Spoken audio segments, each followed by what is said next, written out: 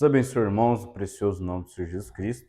Com alegria que nós estamos aqui para mais um programa Jovens e Destemidos, da continuidade nesse estudo que iniciamos no ano passado e já estamos partindo para o seu encerramento, né? Graças a Deus, Deus tem dado a graça de começarmos e terminarmos esse assunto. E é somente o próprio Deus para abrir essas coisas, né? Partilhar o pão, partilhar a palavra para nós e nos mostrar essas coisas dentro da Escritura. Amém? E só para recapitular um pouco do que nós falamos nos últimos programas, nós falamos da quinta e da sexta festa, né, sobre o terceiro ajuntamento, e a aplicação disso para os judeus, né? E nós também estamos olhando desde o último programa, e agora nesse, essa quinta e essa sexta festa se cumprindo na igreja, se cumprindo na noiva, né? Porque tem esse cumprimento escriturístico. E como nós sabemos, Deus não trata com dois povos ao mesmo tempo. Então, essas escrituras, para nós como igreja, ela não se cumpre no mesmo período em que se cumpre para os judeus, porque Deus não trata com dois povos ao mesmo tempo. Amém? Aí nós sabemos que são festas levíticas, são festas para Israel, mas nós sabemos também que a igreja, nós somos o Israel de Deus. Aquilo são tipos e sombras, e dentro desses tipos e sombras, nós somos a realidade, há algo que se cumpre em nós também. E é isso que nós estamos olhando através desse ângulo da Escritura. Amém? E hoje nós vamos dando continuidade a este programa, né? A este estudo, melhor dizendo. Nós falaremos sobre a sexta festa, que é a festa da expiação. Esta festa da expiação, ela está dentro do terceiro ajuntamento, né? Só recapitulando novamente, são 3 ajuntamentos. O primeiro ajuntamento, 3 festas. O segundo ajuntamento, 1 festa. O terceiro ajuntamento, 3 festas. Amém? Ela é a segunda festa do terceiro ajuntamento. Ela é a segunda festa das 3 últimas festas e ela é a sexta festa dentro das 7 festas. Amém? E essa festa, irmãos, essa festa da expiação, ela era também conhecida como a festa do perdão, a festa do perdão pleno. Era a festa onde Deus descia para aceitar ou não o sacrifício. E também Deus requeria que o povo, um perdoasse ao outro, né? Nós olharemos que dentro dessa festa se cumpria esse ano do jubileu, se cumpria a cada 7 anos o ano da remissão. E no 7 vezes 7, né? Depois do 7 vezes 7, depois de 7 anos de remissão, haveria um 50º ano, que era o ano do jubileu, que era o ano 50. Nesse ano também se tinha perdão de dívidas, também se tinha liberdade. Amém? Nós olharemos isso dentro da Escritura, como que isso se cumpre para a noiva, como que isso se cumpre para nós nos nossos dias. Amém? Lembrando que isso também, a gente, como falamos sobre essa sexta festa, que é a festa da expiação para os judeus. E nós enxergaremos facilmente coisas que se conectam, que parecem-se parecidas, porque Deus trata da mesma forma, Deus age da mesma forma, Deus perdoa da mesma forma, Deus expia da mesma forma. Mas nós olharemos algumas pequenas diferenças, mas com certeza nós olhamos por esses 2 quadros e nós vemos que eles são bem parecidos. Amém? Só para iniciarmos essa festa da expiação, lá em Levítico 16, ele vai falar sobre os rituais de sacrifício, sobre os ritos, né? Que o sacerdote teria que oferecer um sacrifício, um por ele, um pela congregação, né? E todos os rituais, tudo como tinha que ser feito, como Deus requeria da parte do ritual de sacrifício, para que o sangue fosse levado ao propiciatório, para que Deus assim perdoasse, né? Ou não, era um dia de juízo, era um dia onde Deus poderia rejeitar aquele sacrifício ou não. Deus não estava obrigado a aceitar aquele sacrifício, nós olharemos isso. E depois desse sangue, ele era jogado, né, num bode, ele era direcionado ao deserto, e ali, né, é um tipo do Senhor Jesus Cristo levando todos os nossos pecados até sumir de vista. Amém? E também trata-se em Levítico 23 do que Deus requeria do povo nessa festa. De como que Deus queria que o povo se portasse, como que eles estaria naquele dia, porque não era um dia qualquer, Não era uma hora qualquer. Não era uma festa qualquer. De todas essas 7 festas, irmãos, essa aqui não era uma festa de alegria. Essa aqui não era uma festa de júbilo. Essa aqui era uma festa de quebrantamento. Essa aqui era uma festa de arrependimento. Era uma festa de choro, de lágrimas. Era uma festa onde eles tinham que verdadeiramente se humilhar e reconhecer o seu pecado. Reconhecer quais as coisas que eles fizeram, né? E eles tinham que confessar o seu pecado. Eles tinham que ir lá e confessar o pecado sobre aquele sacrifício que seria morto, né? Sobre aquele animal que seria morto, que seria colocado no lugar dele. E Deus nos permitindo, nós olharemos que esse dia aqui, esse dia que não era uma festa de júbilo, ele era um dia de julgamento. Ele era um dia quando Deus descia como juiz. Quando Deus descia ali, e ele não descia, Deus não era obrigado, irmãos. A gente às vezes olha por tantas vezes que Deus perdoou, mas Deus não tinha a obrigação de descer e perdoar. Deus não descia ali só para falar, não, vocês estão perdoados. Não. Havia uma maneira certa. Havia uma roupa certa que o sacerdote tinha que usar. Alguns sinos amarrados, 7 sinos. E tinham amarrado uma corda em sua cintura. E caso ele morresse, se Deus não aceitasse, aquele sacerdote era morto, e ninguém poderia entrar lá. Eles tinham que puxar o corpo para fora, se Deus rejeitasse o sacrifício. O sacerdote tinha que entrar ali, pegar aquele sangue, aspergir 7 vezes, 7 aspersões, fazendo intercessão pelos pecados do povo, fazendo intercessão pelos seus pecados de sua família. Era uma festa onde Deus descia ali, naquele lugar santíssimo. Era uma vez no ano, onde o sumo sacerdote entrava além do véu. Entrava no lugar santo, né? No Santíssimo, no Santo dos Santos, perdão, no Santíssimo, para fazer intercessão. Mas isso não significava que Deus era obrigado a perdoá-los. Não, Deus descia ali para decretar um juízo, para decretar um julgamento, para dizer se eles seriam perdoados ou se eles seriam encontrados em falta, ou se eles seriam julgados, se eles não seriam perdoados, mas seriam culpados. Amém?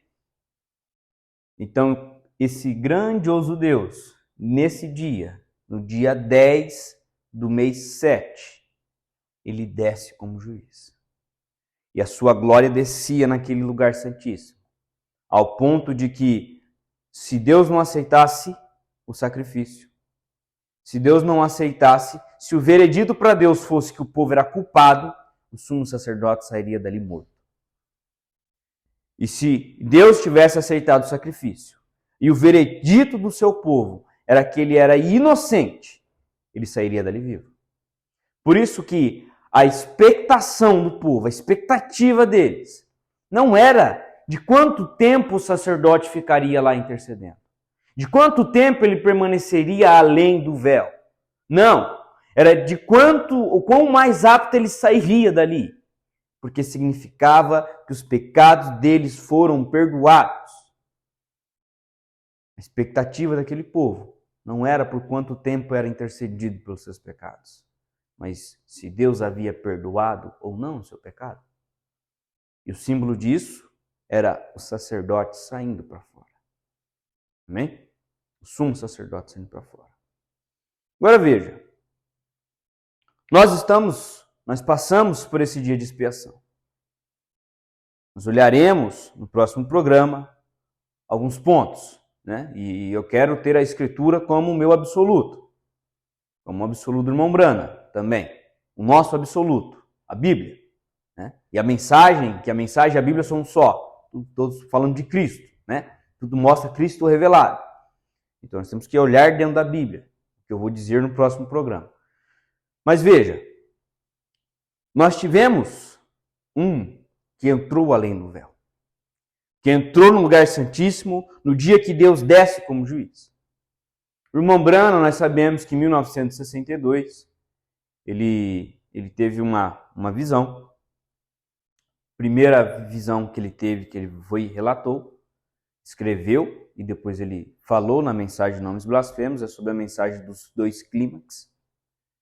E após isso ele teve uma visão sobre os anjos, ele vai citar o sonho do irmão Junior Jackson, Ele vai citar isso lá na mensagem de Senhores, é este o tempo, que também tem um nome traduzido também como Senhores, é este o sinal do tempo do fim, é a mesma mensagem, de 30 de dezembro de 1962. O irmão Branham vai falar daquela visão que ele teve, em que 7 anjos vinham da eternidade e havia uma grande explosão. E ele pensou, ele disse, homem nenhum poderia sobreviver aqui. Eu penso que talvez seja a minha partida. Aí ele diz, mas após a explosão, nessa visão, José, meu filho, estava comigo. E ele chamou meu nome, então eu pensei, talvez eu não tenha morrido. Nós sabemos que o irmão Branham, ele foi levado para dentro desta constelação. Ele mesmo disse, nessa visão, que ele é levado para dentro dessa constelação. E nós sabemos do que isso se trata. Nós sabemos que isso se trata dos 7 anjos vindo e trazendo aquilo que o irmão Branham diz. Este é meu segundo clímax. Esta é a minha. Eles estão trazendo a minha mensagem. É disso que se trata. E nós sabemos que aquele que desceu, que tinha aquela grande nuvem, aquela nuvem sobrenatural, pelo qual os cientistas jamais poderão explicar de maneira racional ou de maneira científica, porque aquilo não foi natural. Aquilo estava muito acima de onde poderia ter qualquer partícula de umidade. O irmão Branham, de 63 a 65, ele veio dizendo, ali estavam 7 anjos, aqueles ali são 7 anjos. Olha aqui o que a revista Life postou, ali estão 7 anjos. Em 1965, o anjo disse para o irmão Branham, vire a foto para a direita e olhe do ângulo correto. E olhe do ângulo correto. O irmão Branham, depois disso, ele vem e prega a sua congregação. E eu creio que essa pregação também é para mim e é para ti, que somos a congregação do irmão Branham. Ele diz, ali está o juiz supremo. Eu posso ver a sua barba. Eu posso ver a sua cabeleira branca. Eu posso ver os seus olhos. Ali está o juiz supremo. Ali está aquele que desceu como juiz. Assim como sendo o mesmo que desceu, que sempre descia no dia da expiação. Para decretar se o seu povo era inocente ou culpado. Para através do sumo sacerdote, que faria intercessão pelo seu povo. Se ele saísse vivo, significava que o povo foi encontrado como inocente. E graças a Deus, que esse nosso sumo sacerdote, que ele chegou a dizer, nenhum homem pode sobreviver àquela explosão. Aquela explosão que aqueles 7 anjos trouxe e me mostrou naquela visão. Homem nenhum pode sobreviver a isso. Homem nenhum pode sobreviver à glória de Deus. A não ser que Deus permita. Mas isso era para mostrar, irmãos, que essa noiva gentia, que essa igreja na última hora, ela é encontrada como inocente. Por isso o meu e o seu sacerdote, ele não morreu naquela explosão. Ele não morreu no dia da expiação. Ele não morreu no dia 10 do mês 7. Na 7ª era da igreja. Em Apocalipse 10, 7. Este sumo sacerdote, este 7º anjo não morreu. Não morreu para mostrar que Deus, o que Deus fala de mim e o que Deus fala de ti, é que somos inocentes. Porque Deus aceitou o sacrifício. Então, através do irmão Branham, ele traz aquela revelação de que aquele que estava lá, aquele que desceu para trazer estes mistérios, e não só os mistérios, mas para revelar o mistério de Deus, para revelar Cristo, e o mistério de Deus que é Cristo, e dentro dele está todas as coisas, era aquele grande juiz supremo. É o mesmo juiz supremo que desce e está agora como juiz. E nós sabemos que o primeiro lugar onde Deus julga, o julgamento de Deus, parte da casa de Deus. Parte da casa de Deus. Nós sabemos que a misericórdia ela não pode ser cessada como que um corte literal, como daqui para cá foi, como um corte seco, que acabou, juízo. Nós vemos isso em Mateus 23, Jesus ali, trazendo como um juiz. Jesus ali não estava como sacerdote, em Mateus 23. Ele não estava como um advogado. Um advogado não traz juízo. Um advogado defende. No máximo que um advogado, se eu não me engano, se ele for um promotor, ele traz uma acusação. Mas ele não julga se é culpado ou não. Ali Jesus, Mateus 23, ele decreta um juízo. Ele decreta um julgamento sobre aqueles que voluntariamente o rejeitaram. Aqueles que voluntariamente rejeitaram o grande Messias, porque eles não estavam atados com a palavra de Deus, mas eles estavam atados com seus credos e dogmas e tradições. Ao ponto de que naquele dia de Páscoa, naquela sexta-feira de Páscoa, o verdadeiro Cordeiro, aquele que João Batista apontou e diz, eis o Cordeiro que morre pelo pecado do mundo, estava lá morrendo, no Calvário, na cruz do Calvário. E eles estavam lá, matando cordeiros naturais para comemorar a sua Páscoa. Rejeitando o verdadeiro Cordeiro de Deus. Nós sabemos que por isso abre-se uma brecha para nós. Mas veja, em Mateus 23, Jesus julga ali. Jesus dá um julgamento para eles. A partir daquele momento eles foram julgados. Ali estava o juiz. Nós não somos politeístas. Nós não cremos que Jesus é um, que o Espírito Santo é outro, que Deus é outro, ou que isso, ou que aquilo. Nós sabemos que é o mesmo Deus, que só há um Deus. E ali ele decreta um julgamento. E ali ele decreta um juízo. Mas veja, ele decretou um juízo, mas ainda perpetuou um período. Né? Um período de uma geração, 40 anos. Antes dessa geração, isto sucederá. Jesus disse em Mateus 23. Ele traz esse juízo, ele traz esse julgamento para aqueles rejeitadores daquela hora.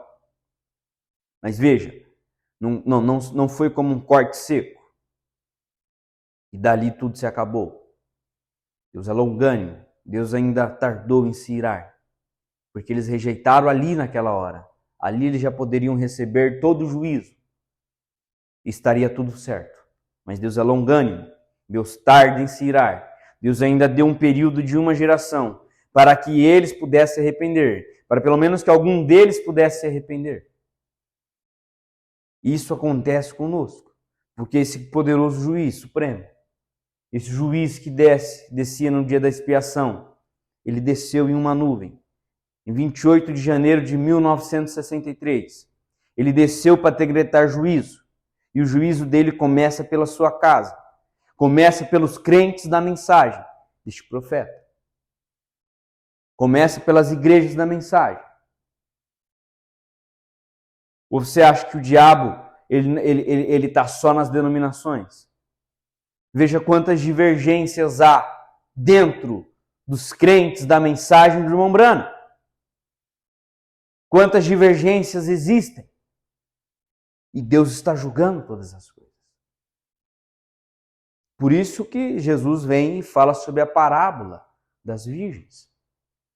Daquelas que ouviram o clamor da meia-noite. Amém? E ele desce como juiz. Ele desce essa festa da expiação. Nós poderíamos delongar 4, 5, 10 programas talvez. É um assunto muito extenso e de muitos detalhes. Né? Deus nos dê graça de pontuar algumas coisas, alguns pontos específicos. Amém? E quando nós olhamos para como essa festa era comemorada, Levítico 16, Levítico 23, o irmão Branham vai vir lá na mensagem A Festa das Trombetas, no parágrafo 260. E ele vai explicar que isso aqui já foi. Que Levítico 16 E isso ele vai estar falando, nós vamos entender isso. Isso aqui ele vai, quando ele falar lá, no parágrafo 260, você vai ler lá, vai ficar nas minhas palavras, você vai ler lá, e você vai ver que o irmão Branham está falando aqui dos judeus. O programa que nós estamos tratando sobre a noiva gentia, né? Nós vamos entender isso. O irmão Branham diz, lá na expiação deles, não vai ser com rituais. Lá, quando Elias e Moisés descer, quando for a 7ª trombeta para eles, lá não vai ser cordeiro natural. Não vai ser o sangue levado ao propiciatório. Diz o irmão Brana, ali o cumprimento vai ser Levítico 23. Onde o povo tinha que se quebrantar. Onde o povo teria que se esmagar. Eu vou até pegar a escritura aqui. Para nós entendermos do que esse Levítico 23 está falando.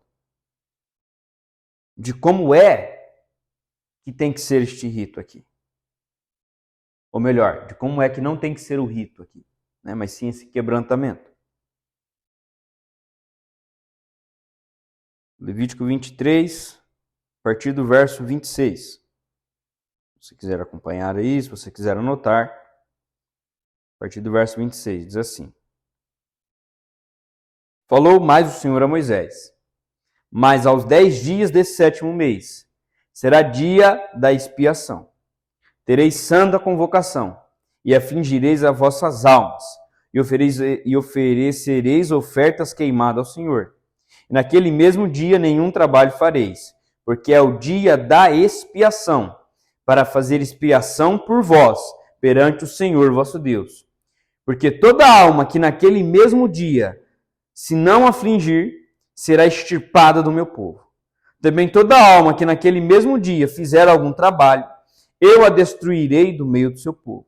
Nenhum trabalho fareis. Estatuto perpétuo é pelas vossas gerações, em todas as vossas habitações. Sábado de descanso vos será. Então afligirei as vossas almas. Aos 9 do mês à tarde, de uma tarde a outra, e celebrareis o vosso sábado. Amém? Depois do 33 aqui, ele vai estar falando sobre a 7ª festa. Então veja, Deus estava requerendo que o povo se quebrantasse. Toda alma que nesse dia não se afligir, será extirpada do meu povo. O irmão Brano ele vai vir dizer nesse parágrafo aqui. Ele vai mostrar que quando chegar aquele Elias e Moisés, e que vai trazer para eles a revelação de quem é o Messias que foi rejeitado lá atrás. Não o Messias que há de vir, mas o Messias que veio e foi rejeitado. Irmão Brana, ali eles vão se enquadrar nessa escritura. Levítico 23. A festa da expiação deles não será mais ritos, não será mais rituais, mas será esta escritura, onde eles se quebrantarão, onde eles reconhecerão, eles chorarão, eles reconhecerão que eles mataram o Messias, que aquele que veio para os libertar, ele foi rejeitado. Ele foi rejeitado. Isso da 7ª trombeta. O irmão Brana vem no parágrafo 270 e diz que assim como é que a 7ª trombeta para eles, é o que é o 7º selo para nós. Que assim como a 7ª trombeta traz a expiação, traz a revelação de Cristo, traz a revelação daquele que faz a expiação do pecado, nos faz nos quebrantar, vamos fazer eles chorar, que vamos fazer eles reconhecer o Messias que foi rejeitado, o Cordeiro que morre pelo pecado do mundo. Irmão Brana, este 7º selo é o que traz isso para a noiva. Este 7º selo é o que traz essa revelação para a noiva. E essa expiação para a noiva. Por isso que nós falamos que esta festa da expiação aqui, ela está atada com 28 de fevereiro de 1963. E também a pregação dos selos. A pregação dos selos não foi só aqueles cultos até o 7º selo. O irmão Brana, em seu ministério, de 63 a 1965, Deus, através daquele grande homem de Deus, veio abrindo todos os mistérios, veio desatando todos estes selos. Alguns irmãos, dentro da mensagem, que dizem, o sétimo selo não foi aberto, não foi revelado. Alguns dizem foi aberto e não foi revelado. Ora, então como é que teremos a nossa expiação se estes selos não foram abertos? Como é que teremos a nossa expiação se estes selos não foram revelados? Como é que alcançaremos fé para arrebatamento se estes 7 selos, se esse sétimo selo não for aberto e revelado?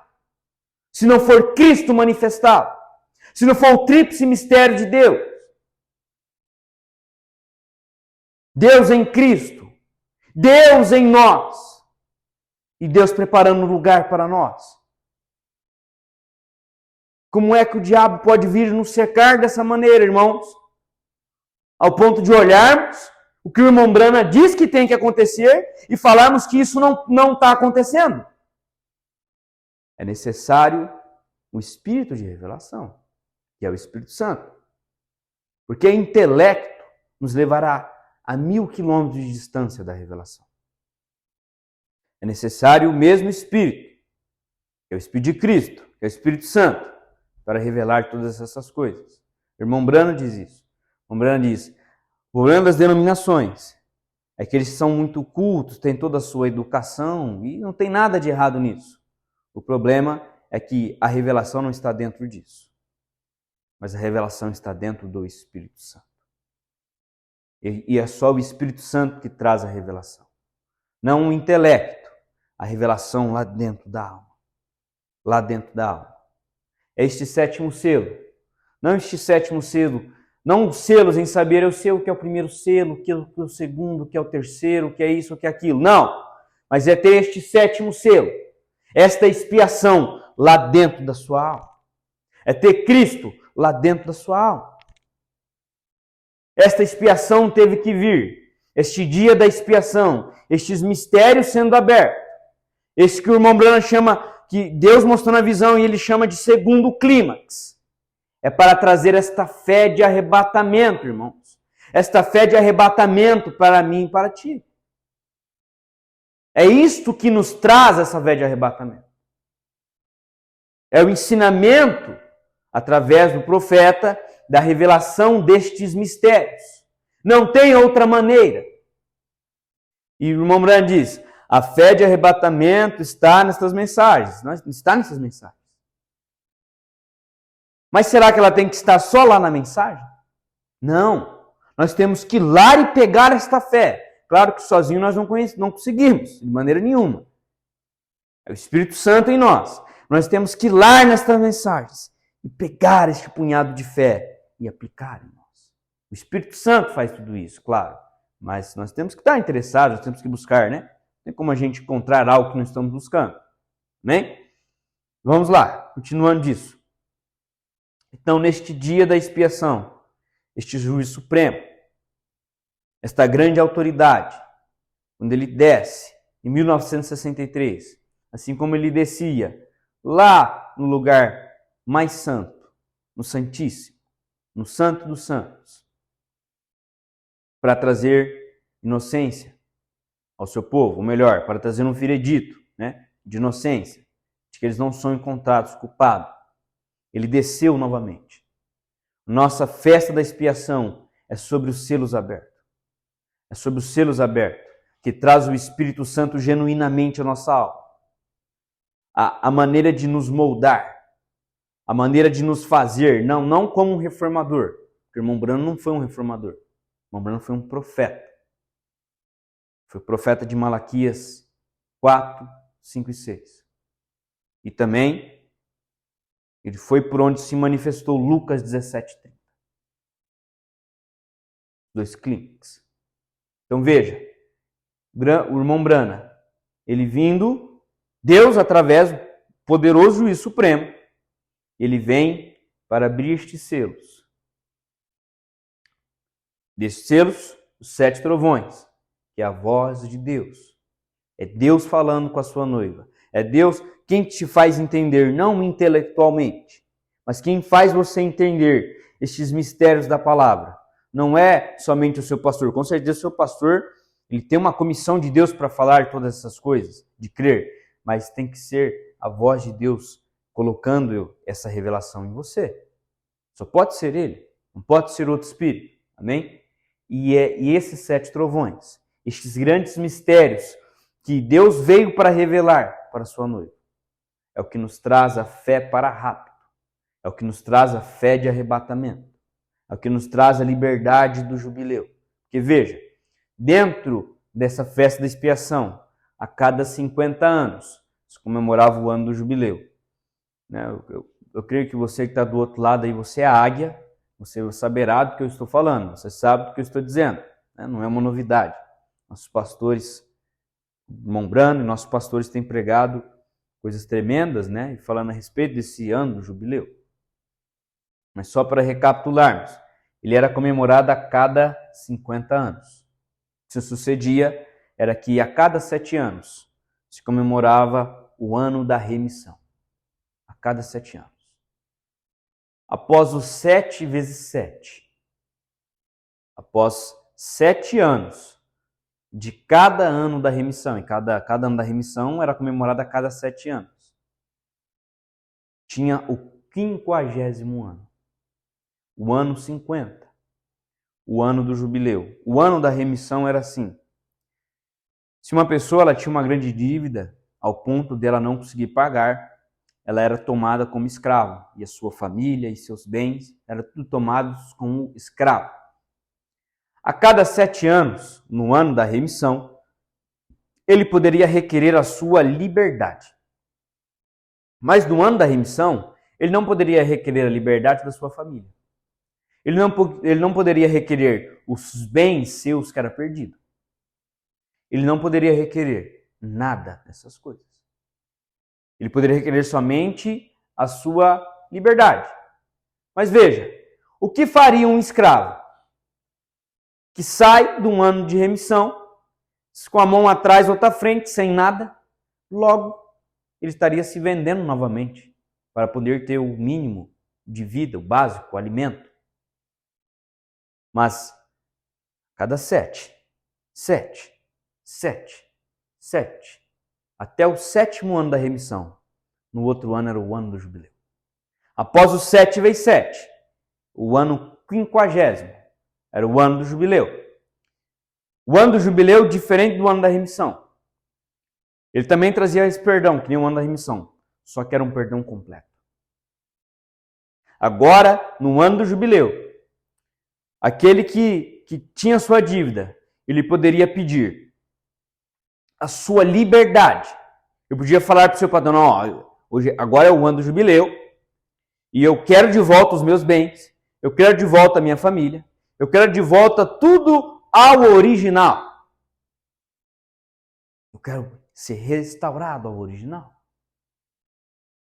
Agora, detalhe: como é que o adorador saberia que era o ano do jubileu? Como é que ele saberia se naquele tempo não havia calendários, assim como a gente tem hoje, no caso, Você vai lá na sua geladeira, talvez tenha um calendário lá em cima da sua mesa, lá no seu trabalho.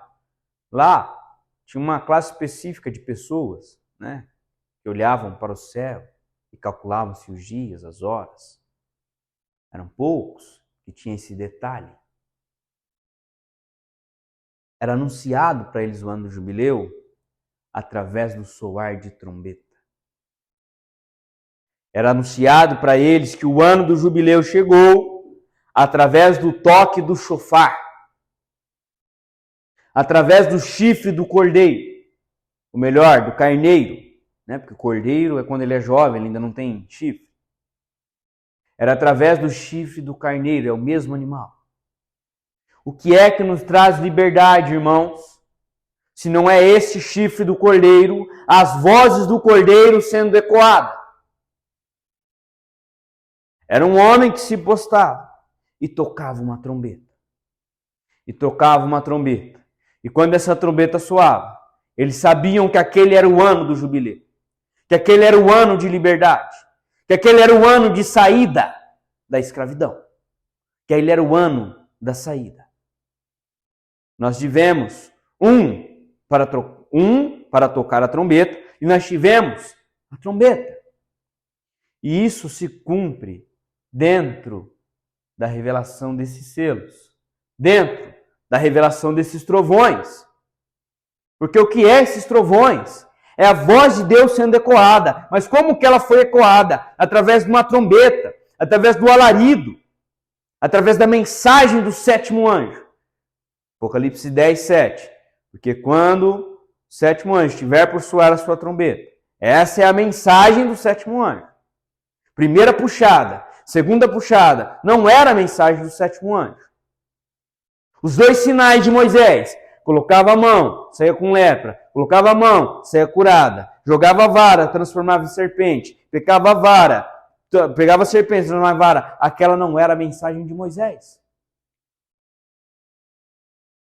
Era uma revelação divina sobre saída, sobre liberdade, sobre redenção, sobre voltar ao original, voltar ao que o primeiro homem perdeu, voltar à propriedade do que o homem perdeu.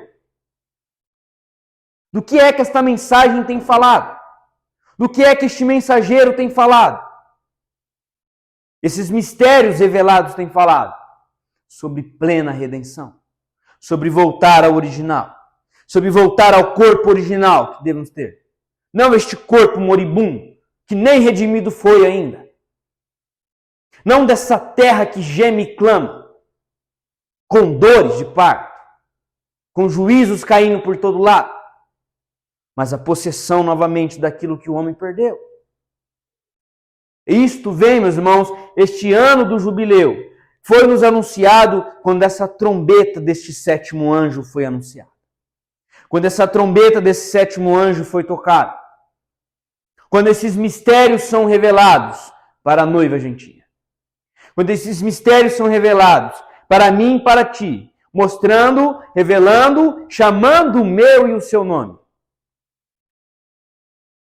E qual é o seu nome? Quando você entende esses mistérios, quando você vê o irmão Brana falando, quando você vê o seu pastor pregando dentro da mensagem e revelando esses mistérios, e a sua alma rejubila e você dizendo amém, ali é Deus te chamando o seu nome.